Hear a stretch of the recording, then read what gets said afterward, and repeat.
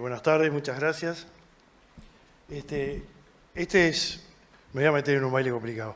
Este es un tema, como Bruno decía a la apertura, obviamente es un tema ambiental, sin duda, pero nosotros encaramos y nos metimos este tema porque particularmente creemos que en el fondo es un tema económico.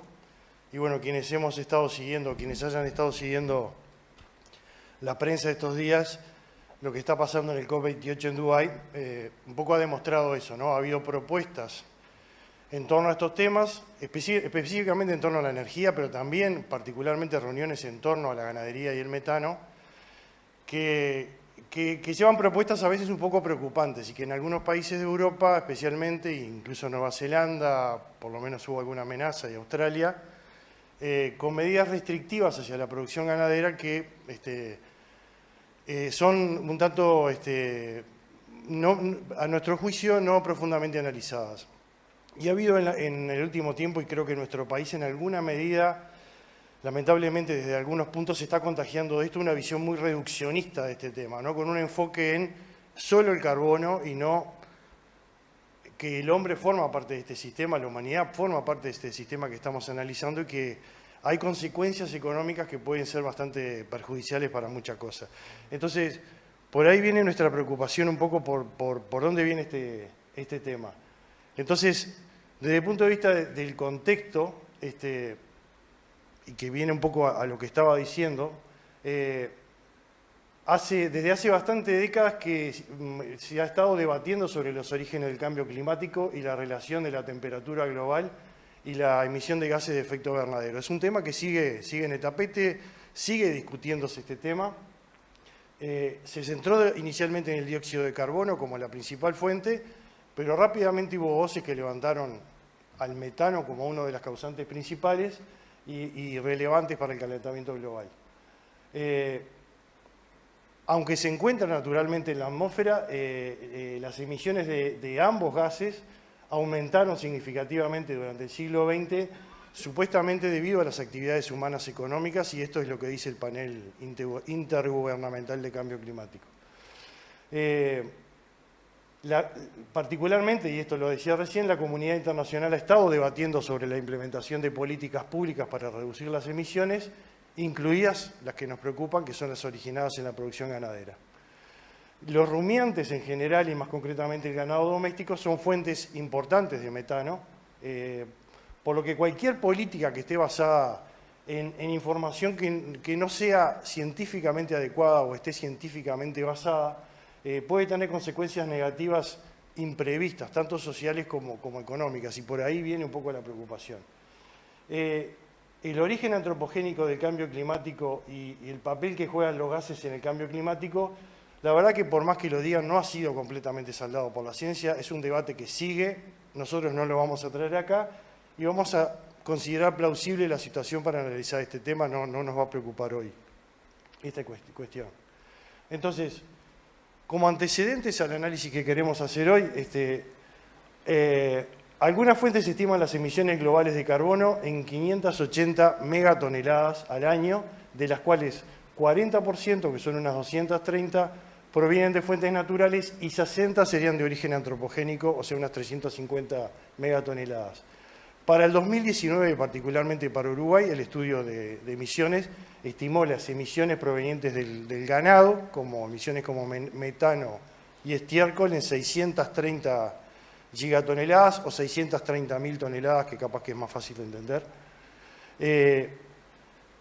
Es claro que el ganado vacuno se introdujo en los pastizales de lo que actualmente es Uruguay hace más de 400 años. Se multiplicó hasta principios del siglo XVII de manera importante, cuando alcanzó cifras bastante similares a las actuales, y después vamos a ver algunos reportes históricos que hay en ese sentido.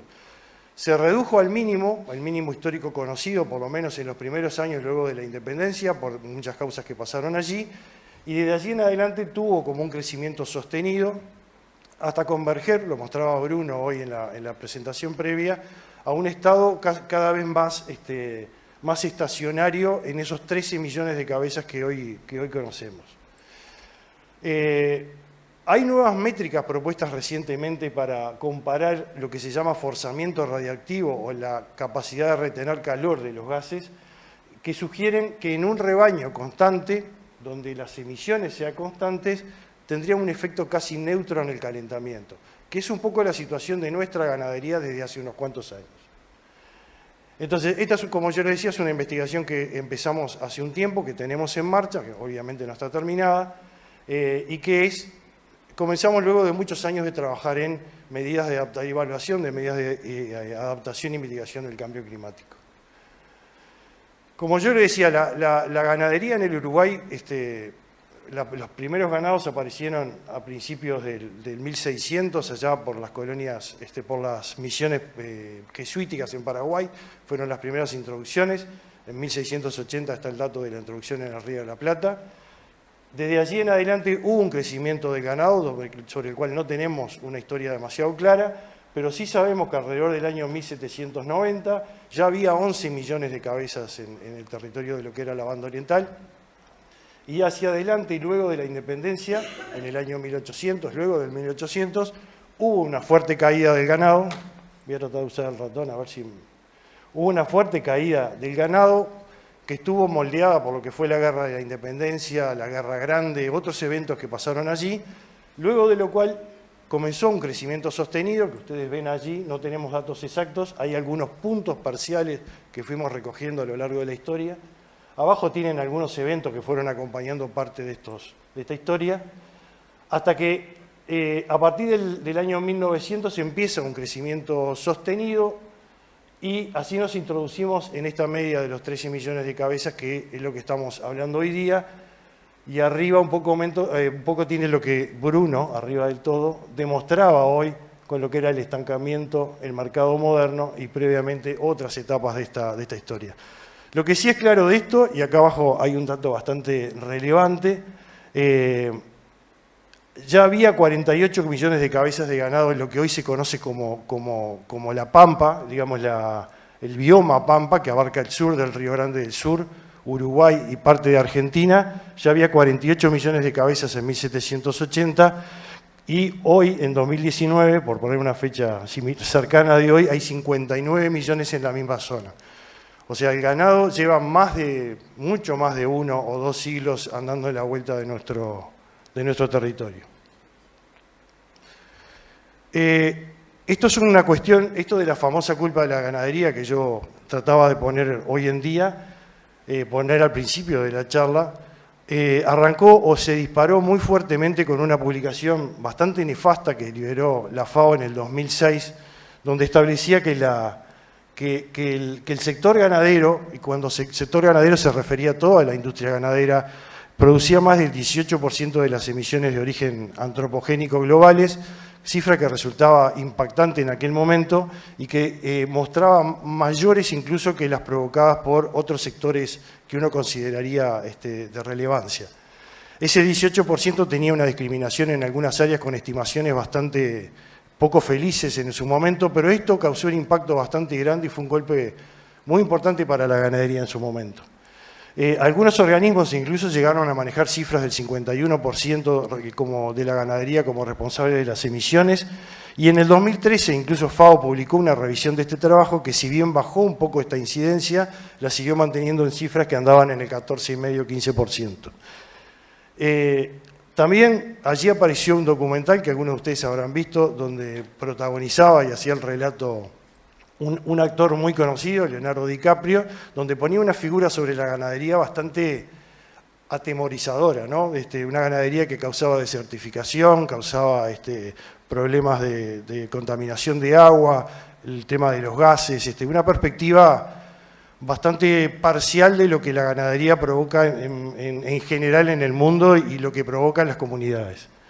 La ciencia de alguna manera ha ido refutando muchas de estas cosas, se han ido publicando números más nuevos, y por ejemplo el propio IPCC en la última revisión, el sexto reporte sobre el cambio climático, estimó las emisiones directas de metano globales en el entorno del 5,7%, 5 debidas al metano entérico, y 0,7% debido al manejo del estiércol.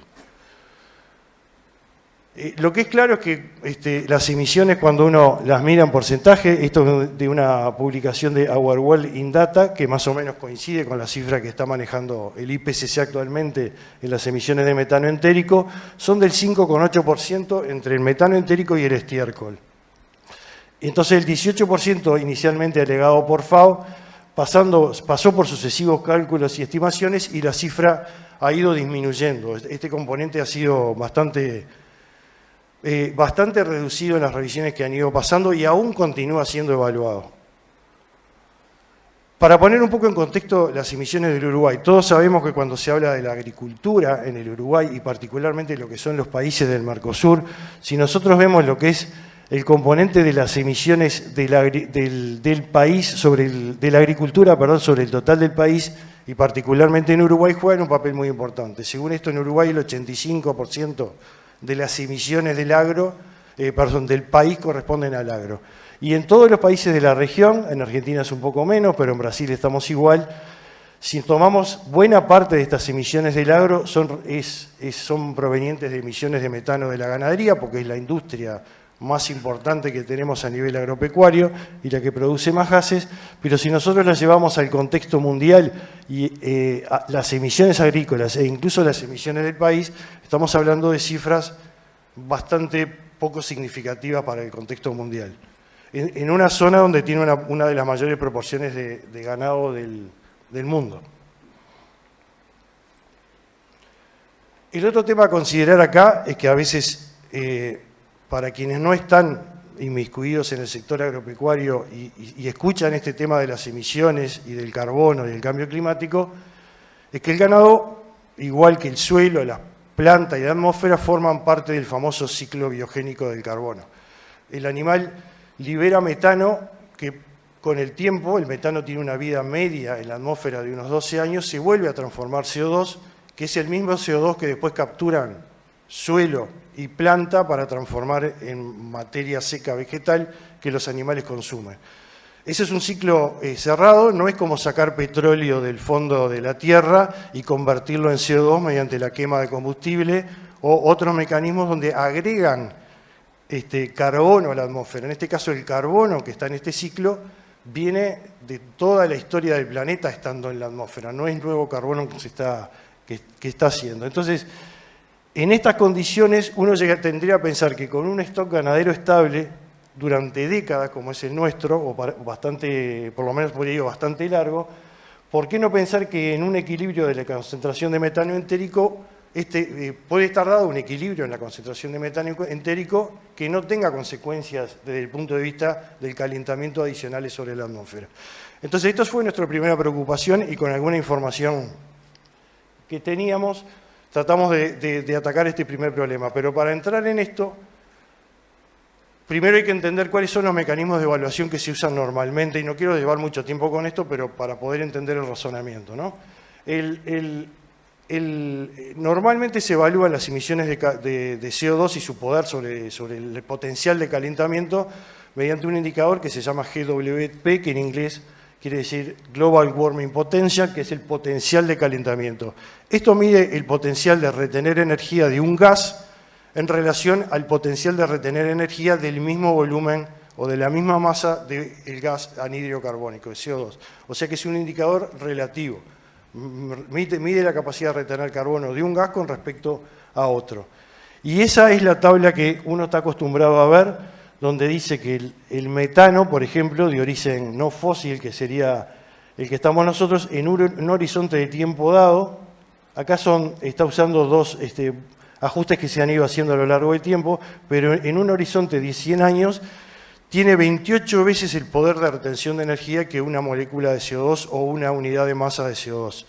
Esto es lo que se maneja normalmente a nivel para evaluar. Cuando uno habla de CO2 equivalente, dice el metano tiene 28 veces más poder de retención de energía o más poder calórico, o el óxido nitroso tiene 265 veces más unidad de energía. 20 y 100 años son los periodos de tiempo que normalmente se han usado por el IPCC como los periodos estándar para evaluar el forzamiento radioactivo.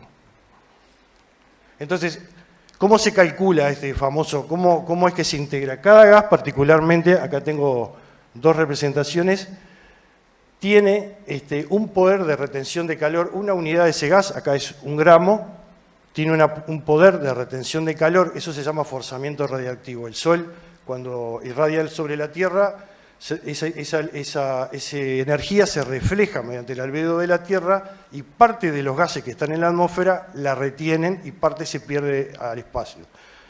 La cantidad de gases que haya en la atmósfera dan esa capacidad de retención y la mezcla de gases relativiza y es lo que posibilita la vida en la Tierra, en definitiva, en esto, ¿no? Entonces, cada gas tiene una capacidad de retención particular. Acá tenemos una curva de metano. El metano va disminuyendo, cada gas va disminuyendo un poco su capacidad de retención con el tiempo. Esto se llama curva de decaimiento y en el caso del metano, esa curva de decaimiento tiene una constante de tiempo de 12 años. A los 12 años el gas comienza a desaparecer de la atmósfera y se transforma en CO2. Este es el caso del carbono. El dióxido de carbono disminuye un poco con el tiempo, pero dura siglos en la atmósfera. Su capacidad de retención de calor en la atmósfera dura siglos.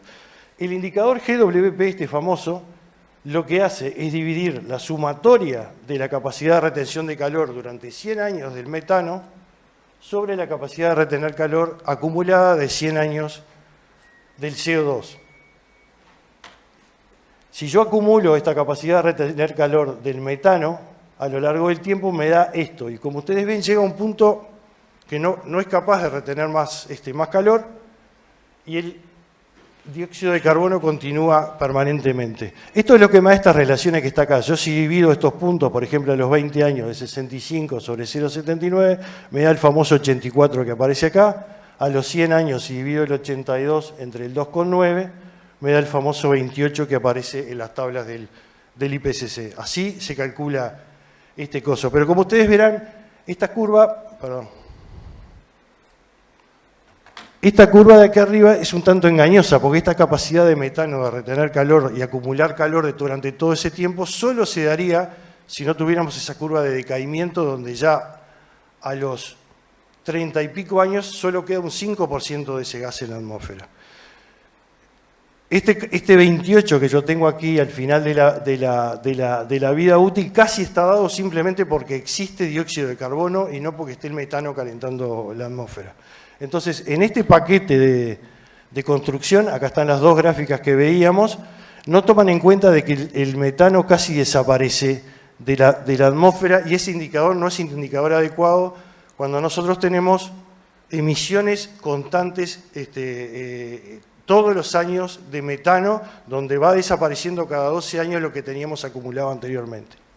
El metano, por esa fase de que va desapareciendo cada 12 años, tiene lo que se llama una condición de saturación de forzamiento. No quiero marear mucho con esto, pero quiere decir que no puede pasar de determinado límite. Se da un balance entre el metano emitido y el metano que va desapareciendo que hace que ante emisiones constantes del gas no puede haber un aumento constante, tiene que haber un equilibrio en determinada manera, en determinado momento, y ese es el forzamiento máximo o la capacidad de retención de calor máximo a la que llega. Y acá en esta gráfica vemos que si por métodos matemáticos podemos estimar que a los 36 años ya alcanza un 95% de su capacidad máxima de retener calor. No dura 100 años y no acumula más calor en la atmósfera. Entonces, el GWP, que es esa métrica que está usando el IPCC, es una métrica de pulso único. Sirve para evaluar un gas que se emite un año en un momento y nada más. Se emite esa unidad y se para. Es inadecuada para describir el efecto de fuentes de emisiones dependientes del tiempo o de aquellas que tienen una duración significativa, que se van repitiendo durante el tiempo, como serían, por ejemplo, las de ganado. Emisiones constantes de contaminantes climáticos de vida corta, eso se llaman los gases que duran poco en la atmósfera, como el metano, se llaman contaminantes de vida corta, resultan en una saturación del forzamiento radiactivo, como vimos acá, tiene una capacidad máxima, se determina por el equilibrio entre su tasa de emisión y su tasa de decaimiento. El horizonte temporal elegido, que es el otro punto de los 100 años, tiene poca relación con las trayectorias de temperatura. Es totalmente arbitrario y es una cosa que el IPCC lo ha fijado porque le servía desde el punto de vista matemático. Entonces, ¿cómo deberían comportarse las reacciones de temperatura a emisiones de gases de este tipo? Si nosotros tuviéramos una emisión creciente a lo largo de los años de CO2, estos son emisiones anuales de CO2 o emisiones anuales de metano. Las emisiones anuales de CO2 producirían a lo largo del tiempo un calentamiento exponencial porque se van acumulando una sobre otra. Como dije, el CO2 dura muchísimo tiempo en la atmósfera, entonces cada nueva emisión se acumula sobre la que ya teníamos. En el caso del metano, también se acumula porque son aditivas. Si hoy emitimos 10 y el año que viene 20 y el otro 30, esa diferencia va creando una pequeña acumulación, pero no es como la que provoca el CO2. Hoy el GWP las trata como si fueran iguales a las de CO2. Si la emisión es constante, en el caso del CO2, como tiene un efecto acumulativo de mucho más de 100 años, sigue siendo un efecto acumulativo sobre la temperatura. En el caso de emisiones constantes de metano, tiene un pequeño, pero muy pequeño efecto acumulativo porque se determina que dura un periodo bastante largo el acomodamiento de la atmósfera a esos gases, pero es casi mínimo. Es como si ese efecto en la temperatura fuera nulo. Una emisión constante tendría casi un nulo efecto en la temperatura. Si tuviéramos emisiones decrecientes, como está proponiendo, por ejemplo, el COP28, paremos hoy las emisiones. Parar hoy las emisiones de CO2 no evitaría que siga el calentamiento, según la teoría de ellos. Sí disminuiría de una forma logarítmica, pero seguiría el calentamiento. Bajar las emisiones de metano produciría una contribución al enfriamiento casi inmediato, en muy pocos años. Entonces, es claro que expresar las emisiones de metano como emisiones de CO2 equivalente, usando esa métrica GWP100, que es la que se usa tradicionalmente, exagera el efecto de las emisiones constantes de metano sobre la temperatura de la superficie terrestre en un factor de casi 3 o 4 veces, y eso es lo que está estimado. En tanto, subestima el efecto de cualquier nueva fuente de emisión de metano por un factor de 4 o 5 en los 20 años siguientes a la introducción de una nueva fuente. ¿Esto qué quiere decir?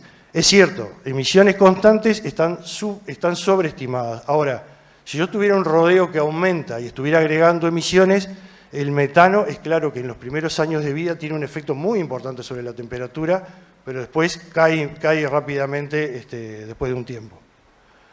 De la misma forma, subestima el efecto de una bajada del metano, ¿no? Una vez que uno tendría, por ejemplo, políticas de disminución del metano, el GWP no termina de captar la contribución al enfriamiento.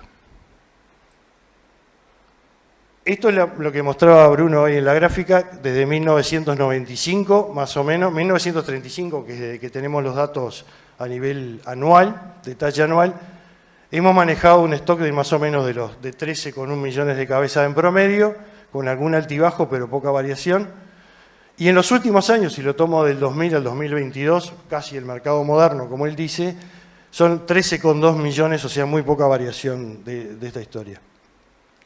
Nosotros hicimos sobre estos, tratamos de recomponer la historia antes de 1935 y calcular las emisiones de metano desde 1843, haciendo alguna recomposición, algún ejercicio matemático. Hicimos un cálculo de las emisiones un tanto distinta al que hace el Inventario Nacional de Gases, porque hay información que ellos usan que nosotros no podemos obtener en una serie histórica. Entonces lo hicimos en base a la ecuación del IPCC, la que calcula las emisiones en función de la energía bruta consumida y de un factor de conversión de las emisiones, el famoso IM, pero estimado a partir del consumo de materia seca y la digestibilidad de la materia seca. Yo no voy a entrar muy en detalle, después si lo analizan, pero tratamos de reconstruir la serie histórica de mejoramientos en el Uruguay, calcular digestibilidad promedio para toda la tierra de pastoreo, a esa digestibilidad asignarle en base a la misma un cálculo de factor de conversión y en base a eso calcular las emisiones de metano. Asumimos algunos otros cálculos para ello, asumimos el bovino equivalente que mencionaba Bruno, con un peso medio del stock que fuimos calculando en base a información que teníamos de remates de ganado y otras historias. Estimamos un consumo de materia seca por un modelo que nos dio en promedio un 2,3% de consumo para el país, es una cifra que mantuvimos, ahí puede haber alguna discusión de si debería ser mantenido igual o cambiar, pero bueno, fue lo que mantuvimos en porcentaje. Y un poco esa es la historia, pero después en todo caso, para no entrar demasiado en detalle ahora, en este procedimiento hicimos la estimación de emisiones de metano. Entonces, lo primero que tratamos de hacer es, con esa historia de que el metano cada 12 años desaparece, sería lógico mirar cómo es el balance de emisiones y desaparición de hoy con 12 años atrás. O sea, cuánto se emite hoy comparado a cuánto se emitió 12 años antes, para ver si estamos manteniendo un balance neutro. Entonces, lo que tenemos ahí en la línea azul es un poco las existencias de ganado en bovinos equivalentes desde 1900 hasta 2022, es acá, es la misma línea que veíamos hoy, y tenemos la variación del metano, esto es metano en toneladas emitido, con una diferencia de 12 años, va midiendo cada 12 años esa diferencia. Como ustedes ven, la diferencia, la línea roja muestra el cero de este lado, las emisiones son bastante, se mueven bastante en torno al cero, hay un coeficiente de variación que si lo medimos en porcentaje, creo que andaba en 3% para cada lado, o sea que bastante constante en todo este periodo que estamos señalando allí. O sea que podríamos decir que hay un balance de emisiones y desaparición por lo menos casi cero. Ustedes ven acá el final de la serie, que incluso desde el año casi 95 venimos con un balance de emisiones negativa, que si uno ahonda o navega un poco allí se va a dar cuenta, hay una pequeña bajada del stock que sin duda tiene efecto en esta disminución, en este balance negativo, pero además hay una mejora, y así se fue reflejando en el análisis, hay una mejora de la digestibilidad de la pastura, hay un incremento del área de pasturas mejoradas durante todo este tiempo, hay un aumento, en contra de esto, hay un aumento del peso medio del rodeo, un pequeño aumento, pero hay un aumento, se verifica también en el peso de faena el aumento. Hay un mayor número de animales en encierro, lo que mejora un poco la digestibilidad de las dietas. O sea, hay varios contribuyentes que pueden estar explicando, no son el motivo ahora, pero la idea es seguir analizándolo un poco. Entonces, hoy tenemos, este es el indicador que se está usando actualmente, que mide las emisiones de CO2 equivalente como las toneladas de metano emitido multiplicado por ese famoso 28 que veíamos ahí. En el último reporte es 27,1 para el metano entérico, seguimos usando 28. Hay un nuevo indicador que se está difundiendo bastante ampliamente que se llama GWP asterisco, que en vez de tomar CO2 en equivalentes toma el CO2 en equivalentes de calentamiento, trata de equiparar cuál sería el volumen de CO2 que equipara la potencial de calentamiento. No voy a desarrollar la fórmula, cómo se llegó a esto, pero básicamente lo que hace es multiplicar las emisiones de hoy por un factor de 128 y las emisiones de 20 años atrás por un factor de 120. O sea que si ustedes ven, le da un mayor peso en el calentamiento a las emisiones actuales que las de 20 años atrás y mantiene una diferencia.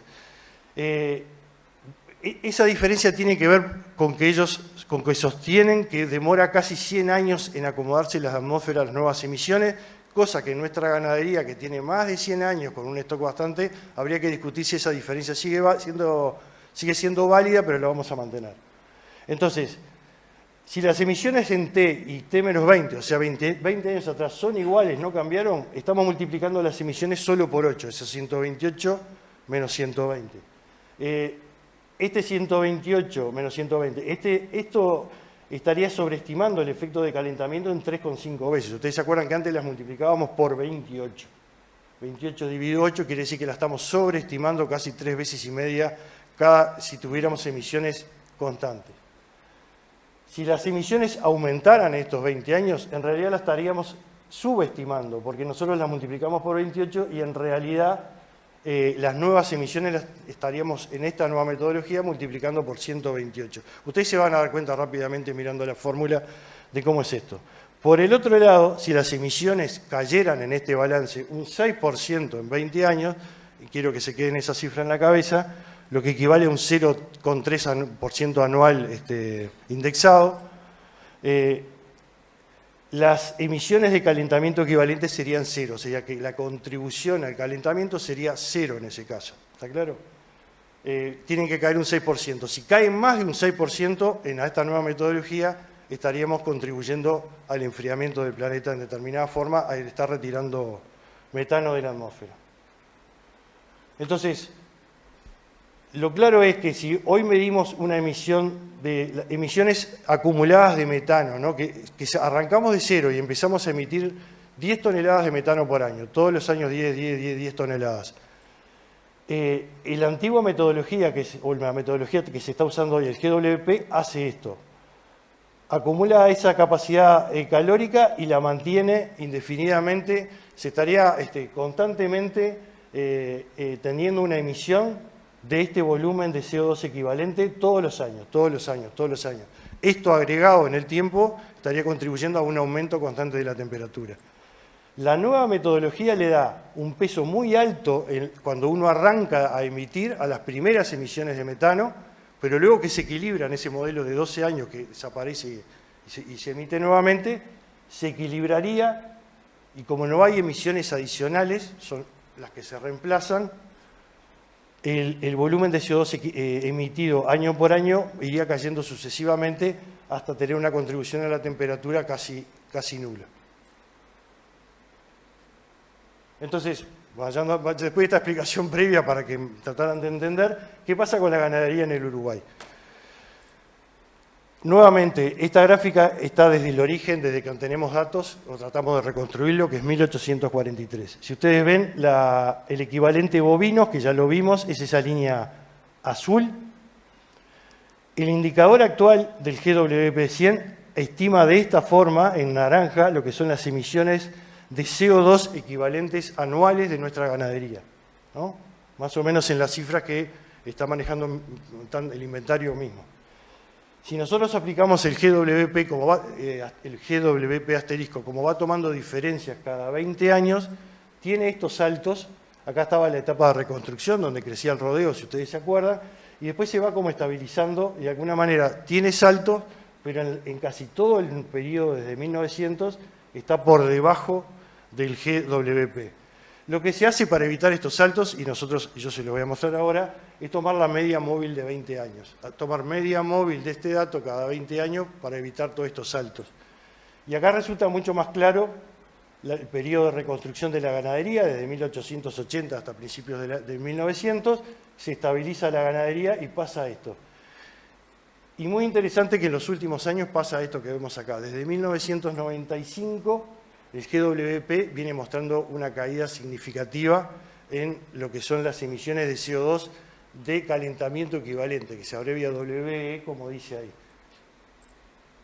Entonces, si juntamos esta gráfica que veíamos, acá está reducida al periodo de 1900 para que fuera más clara, es claro que tenemos esta caída que es un 4,12% promedio de reducción. Cada 20 años se está reduciendo un 4,12%, lo que equivale a un 0,17% de reducción anual.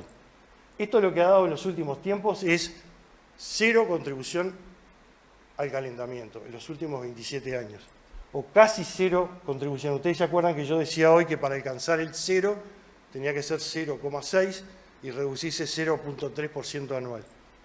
Bueno, esto es lo que ha mostrado la ganadería uruguaya en los últimos tiempos. Esto que ven acá, la otra gráfica naranja, es la estimación de incremento de la temperatura, tomando como base 1900, como si arrancáramos en 1900, cuántos grados de temperatura estaríamos agregando a la superficie terrestre, estimados por el método tradicional. Y bueno, ustedes ven allí la diferencia que se genera. Entonces, para dejar algunas conclusiones de trabajo y después algunos elementos para discutir o para que se queden pensando. La ganadería en Uruguay tiene más de 400 años de historia y las existencias se han mantenido relativamente estables durante la mayor parte del siglo XX y lo que va del XXI, sin duda. Los sistemas ganaderos a pastos han sido tratados un tanto injustamente por el GWP al sobreestimar la contribución del metano. De hecho, el GWP es una métrica de emisión de pulso único y no se adapta bien a la emisión de emisiones continuas de contaminantes climáticos de vida corta. El GWP considera que el metano va a seguir afectando la temperatura de la Tierra aún más del periodo de su existencia como gas metano en la atmósfera. Un modelo realista debería reconocer que la superficie se calienta cuando aumenta el forzamiento radiactivo y se enfría cuando disminuye el forzamiento radiactivo o la capacidad de los gases de retener calor. Este es otro tema que todavía deja alguna interrogante. La transformación de metano entérico a CO2 no fósil, porque viene de un gas que de alguna manera surge de la captura de carbono por sí mismo y que forma parte del ciclo biogénico, presenta todavía incertidumbres en cuanto a su tratamiento en la métrica. Está en la nueva propuesta de métrica, el GWP asterisco, que reconoce que en un rodeo estable, sin crecimiento ni disminución, resulta en un equilibrio entre emisiones y transformación de metano, de modo que no habría un aporte incremental a la atmósfera y por lo tanto habría un escaso o nulo efecto sobre el calentamiento. Hay otras métricas, está combinado, un GWP combinado, que bueno, en otro momento podemos explorar. ¿Algún aporte para la discusión? No deberíamos esperar impactos ambientales o económicos negativos por un calentamiento global incremental debido a las emisiones de metano del ganado del Uruguay, por lo menos en las condiciones en que estamos ahora y cómo estamos proyectando el futuro. Los sistemas ganaderos vienen mostrando un balance negativo de carbono entérico desde hace casi 30 años, con una contribución casi nula al calentamiento, medido por este indicador que se ajusta mucho más a lo que son las evoluciones de temperatura de la atmósfera. Hoy se está dando discusión sobre políticas globales para reducir la emisión de gases mediante cargas impositivas y costos adicionales que se basan en métricas que son cuestionables y ambiguas en algunos casos. Sostienen que estas métricas son más fáciles de interpretar para el operador político, pero yo creo que habría que basarse en ciencia y realidad y no qué entiende o no entiende quien tenga que tomar la decisión. Significa que la industria cárnica podría injustamente enfrentar costos incrementales y una demanda potencialmente más débil debido al aumento de regulaciones ambientales y una campaña de información a veces engañosa hacia el consumidor. Hay cierta tendencia. Se han escuchado dentro del país muchas cosas a raíz de que si cambiamos la métrica, que estamos engañando. Nosotros somos convencidos de que no se puede manejar lo que no se mide. Y si no se mide de forma adecuada, no hay mecanismo para evaluar y priorizar alternativas de disminución de emisiones o de mejora de la eficiencia de la ganadería del país. El otro día un extranjero ponía un ejemplo bastante claro a raíz de las medidas que se estaban por implementar en Nueva Zelanda, que creo que quedaron sin efecto a raíz del cambio de gobierno que hubo estos días, que era un impuesto a los productores sobre el ganado con el que contaban y un subsidio a aquellos productores que sustituyeran tierra agrícola por tierra forestada. Y se iba a dar la paradoja, o se puede dar la paradoja, que productores que cambian el uso de la tierra a tierra forestada de captura de carbono tienen un subsidio, y productores lecheros que mediante medidas de manejo de alimentación, de genética o de otras, bajan las emisiones, ambos tienen el mismo efecto, los segundos solo conseguirían una disminución en el nivel de impuestos, pero no ninguna instructivo. Hubo otro ejemplo que pasó estos días, incluso en la prensa se manejó a raíz del convenio de INEA con la Sociedad de Criadores de Hereford y lo bueno del proyecto que trataba de seleccionar ganado con una eficiencia mayor en la emisión de metano y en la alimentación. Y me parece que muy bueno, eso ponían como un ejemplo entre un muy buen maridaje entre economía y ecología. Está muy bueno si lo podemos capitalizar, porque si nosotros vamos a reducir las emisiones seleccionando ganado con el esfuerzo de los productores que se invirtió en eso, y no vamos a poder capitalizar ese esfuerzo en la medida justa, ¿hasta dónde vale la pena seguir haciendo ese esfuerzo? Y esto es lo mismo que dije al principio, hay un enfoque reduccionista del tema, ¿no? Es la emisión de metano por la emisión de metano y no mirar un poco todo el entorno que se está dando. Y por último, y con esto termino, Clara, esto me parece interesante porque también hay que mirarlo de los dos lados. Esto fue un razonamiento que discutimos con alguna ayuda del profesor Allen, que es, me olvidé decirlo, el profesor de Oxford, que fue el originario de este indicador que estamos manejando. Él decía que la ganadería hoy enfrenta como tres problemas, o 3 puntos. Un desafío que primero, el sector debe mostrar su voluntad de contribuir a la reducción o a la mitigación del cambio climático y alcanzar los objetivos. De alguna manera, somos parte de la sociedad y debería contribuir y reconocer el posible su posible contribución positiva, más cuando uno dice reducimos metano, tenemos un efecto directo sobre la bajada de la temperatura, y eso puede ser una carta a jugar. Otra es un obstáculo. Hay un malentendido generalizado y desinformación sobre la influencia del metano de origen animal en el clima global, y las famosas huellas de carbono basadas en CO2 equivalentes son engañosas y confusas, y de alguna manera precisamos empezar a revertir eso. Y la última es una oportunidad. Yo creo que hay que empezar desde el sector a promover la alineación de las políticas en relación al cambio climático con estimaciones de la contribución al calentamiento, no del CO2 que emiten. Hay que ver cuál es el efecto final de esto y alinear estas políticas en relación a los objetivos de contribución al calentamiento puede facilitar inclusión de la ganadería en políticas públicas con sentido razonable, contribuir a ser más justo con los productores que hoy se sienten como culpables de una cosa de la que en Uruguay tiene más de 500 años, y obtener resultados más rápidos en cuanto a los objetivos que se persiguen. La ganadería puede ser un factor contribuyente y no el problema que estamos planteando. Disculpe que me fui capaz que un poco largo. Muchas gracias.